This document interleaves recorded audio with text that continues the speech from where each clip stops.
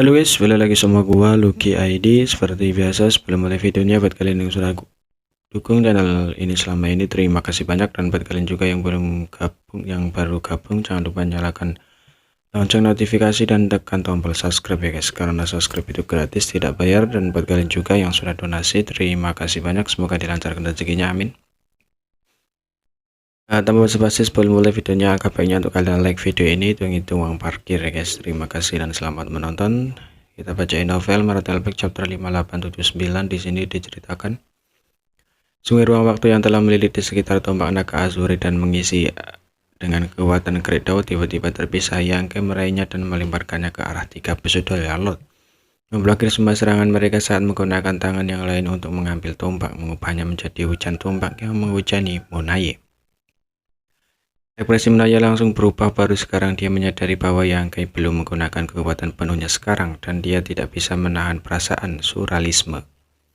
Hanya dalam beberapa ratus tahun orang ini telah tumbuh begitu banyak. Namun dia tidak punya waktu untuk memikirkannya sekarang. Yangkai telah tertumbuh dan dia tidak menganggur selama beberapa ratus tahun terakhir. Dia juga menjadi jauh lebih kuat, dan meskipun dia tidak dilebih-lebihkan seperti milik Yangkai, setidaknya kultivasi Royal Road telah sepenuhnya stabil. Menghadapi pukulan pembunuh Yangkai, dia tidak akan duduk dan tidak melakukan apa-apa. Dalam sekejap kekuatan tinta melonjak dan awan tinta hitam bergetar menyelimuti seluruh ruang. Di awan tinta hitam, gelombang kejut pertempuran terus menyebar, bercampur dengan raungan marah Monaye. Berapa lama kamu bisa mempertahankan serangan seperti itu? Dia sekarang dapat melihat bahwa Yangkai dengan jelas menggunakan ancaman teknik rahasia, menyebabkan kekuatannya tiba-tiba melonjak. Teknik rahasia seperti itu pasti memiliki beberapa batasan, dan durasinya adalah masalah terbesar. Yangkai sekarang membalas tidak akan lama, tapi itu cukup untuk membunuhmu.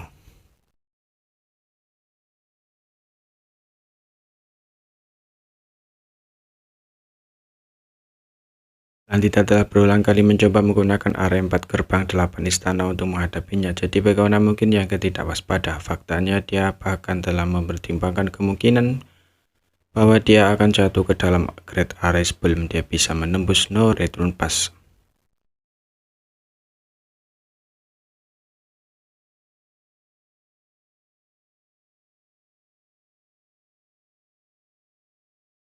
Tapi dia tetap datang bukan karena dia tidak takut, tapi karena dia punya sesuatu untuk diandalkan. Jika itu 700 tahun yang lalu, dia masih harus waspada terhadap hari penguncian bumi penyegelan ini. Meminjam pengaruh pasukan ras manusia Yangkai menyebabkan keributan besar di Northern Pass, menahan banyak master klan tinta di sini, dan kemudian menemukan kesempatan untuk melarikan diri dari gerbang domain di wilayah spesial adalah rencana awalnya. Karena itu ketika waktunya tepat, dia akan menyelinap ke Northern Pass sendirian. Jadi bukan karena ini dia hanya bisa berkeliaran di medan perang dan membunuh musuh-musuhnya dengan metode dan kekuatannya. Dia pasti bisa membuat banyak master klan tinta takut padanya. Paling tidak saudara Lot yang keluar bertarung harus waspada terhadap serangan diam-diamnya. Alasan utama dia memiliki rencana seperti itu adalah karena strategi yang dia diskusikan dengan Mi Jinglun sebelum berangkat. Memang benar bahwa ras manusia telah mengambil banyak keuntungan dari kali dengan ini menyerang Return Pass. Di samping banyak saudara Lot dikejutkan oleh keberanian Monaye.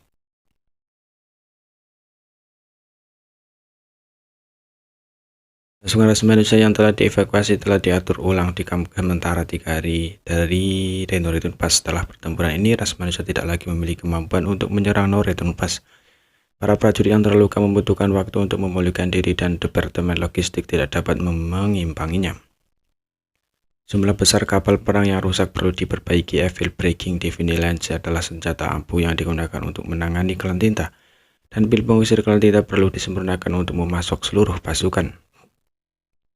Semua persyaratan ini membutuhkan jumlah besar sumber daya yang mendukungnya. Meskipun saat ini ada 3 juta sumber daya penambangan kultivator Ode ketiga di medan perang tinta yang luas, akumulasi sumber daya masih akan memakan waktu.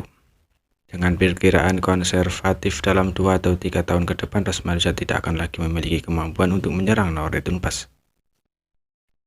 Di sisi lain, bahkan jika klan tinta mengetahui bahwa ras manusia telah mendirikan kemah 3 hari yang lalu, mereka tidak berani terlalu memikirkannya. Ketika pasukan ras manusia mundur, klan tinta masih bisa mengejar dan membunuh mereka untuk meningkatkan kemenangan mereka. Tapi sekarang, setelah ras manusia telah tenang, tidak bijaksana dan orde ke-7 adalah batas mereka. Sekarang setelah bertahun-tahun berlalu, kultivasi terendah di antara murid-murid yang telah meninggalkan V-Dojo ini adalah orde ke-6. Dan ada ribuan orde ke-7 dan orde ke-8 semuanya tersebar di berbagai legiun. Sekelompok kultivator yang mahir dalam prinsip beruang berkumpul bersama, dan setelah beberapa obrolan ringan mereka secara alami akan duduk dan mendiskusikan Dao, mengekspresikan pandangan mereka tentang Dao of Space. Seringkali beberapa kata santai akan memungkinkan orang lain untuk tiba-tiba memahami apa yang terjadi. Memungkinkan mereka untuk mendapatkan banyak manfaat. Semua jenis pikiran indah bertabrakan di sana-sini, melepaskan cahaya yang cemerlang. Dao of Space terkenal karena sulit untuk diolah. Sebelum Yang di seluruh 3000 dunia hanya ada sedikit yang bisa mengolah Dao of Space dan mahir di dalamnya. Hanya klan Poning yang diberkati oleh surga, dan Dao of Space adalah kemampuan ilahi bawaan mereka. Namun setelah Yang, para murid yang datang dari V-Dojo telah membawa grade Dao ini ke tingkat yang baru. Bukan hanya Dao of Space, ada banyak yang mahir dalam Dao of Team, dan apakah Dao of Space out of Team mereka semua adalah talenta yang langka. Seiring waktu berlalu, lebih banyak murid dari V-Dojo di luar dipanggil, dan secara bertahap jumlah orang telah melebihi 100, lebih dari 100 dengan yang terlemah di orde ke-6.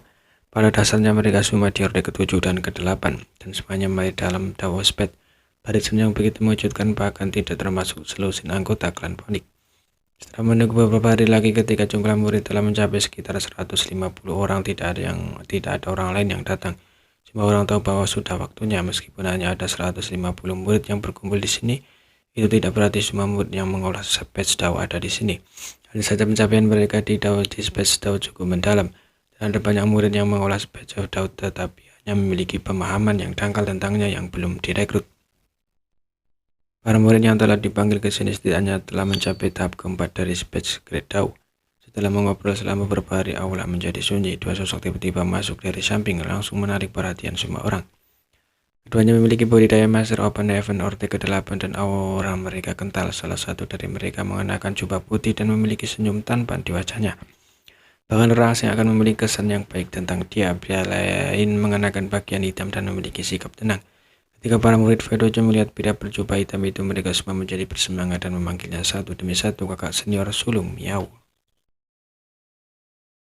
Ada juga murid dari V-Dojo yang menyapa para berjubah putih itu, memanggilnya kakak senior Li. Pria berjubah hitam bernama kakak senior sulung Miao secara alami adalah Miao Feiping. Mengesampingkan 3 murid pribadi Master Dao, Miao Feiping adalah murid pertama yang keluar dari Void World untuk menerobos ke Open Heaven Stage, dan dia juga Master Dojo pertama dari V-Dojo. Sekarang di V-Dojo patung Miao Feiping mendapat ditempatkan di bawah patung Yang, posisi kakak senior sulung V-Dojo.